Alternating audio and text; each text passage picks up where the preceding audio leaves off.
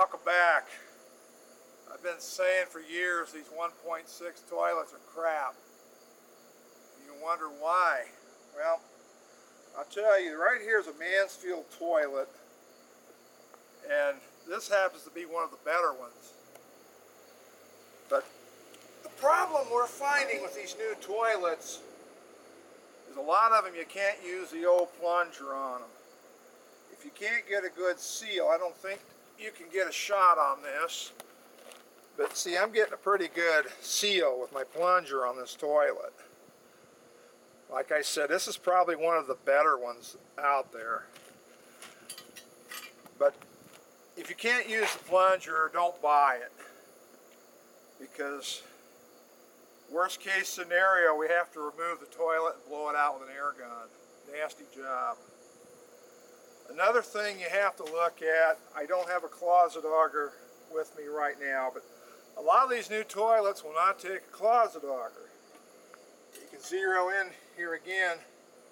You can see this is an exposed trapway. You can see this has got a nice curvature to it. As I said, this is one of the nicer toilets.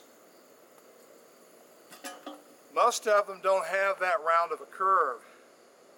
You can't even take a closet auger and bust a clog up. Again, the toilet has to be removed. It's unnecessary. We didn't have to do that 20 years ago, but that's somebody's idea of progress. Another thing with these toilets,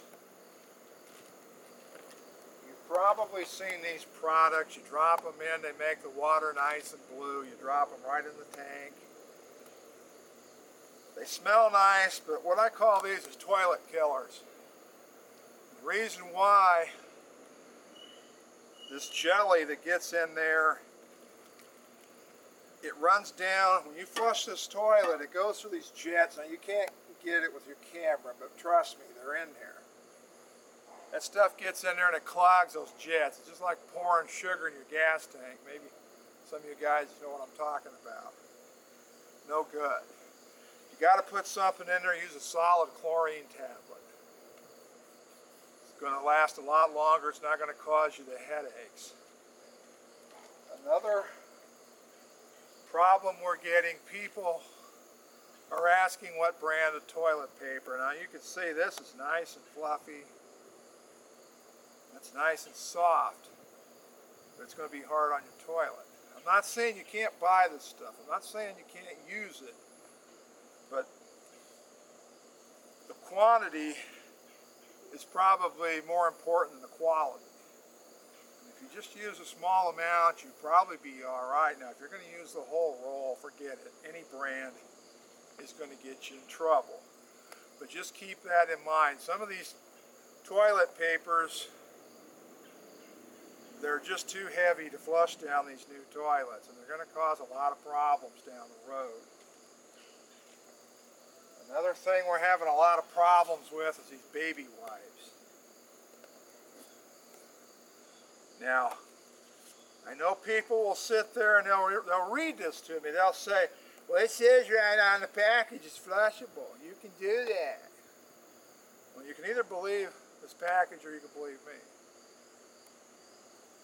I really shouldn't even be telling you this because it hurts my job security, but I'm tired of digging these things out, so I want people to know about them. If you're going to use these, put them in a garbage can where they belong. Same goes with tampons. I know it says right on the box they're flushable.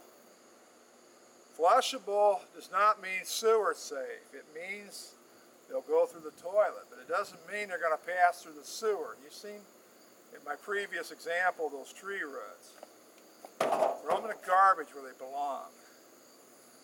Another problem we get is kitchen sinks.